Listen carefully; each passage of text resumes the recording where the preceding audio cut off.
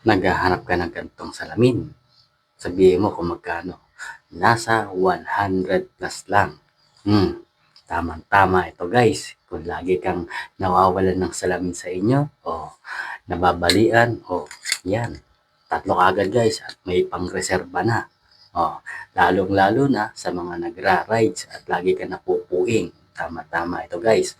Ito, mas maganda guys dahil yan, may magnetic na siya guys. Yan, sa magkabilang gilid.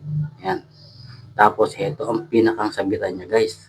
Kaya hindi ito mauhulog. Try natin guys ha. Testing natin kung mahuhulog ba siya. At igalaw-galaw natin yan guys. Dahil nga siya ay magnetic guys. Ayan. Lalong-lalo na, eto pa guys, lalong-lalo na sa gabi guys. Itong dilaw na ito. Dahil, di ba, hindi natin alam na may malakas na paraan sa ating mga dinadaanan at sangan.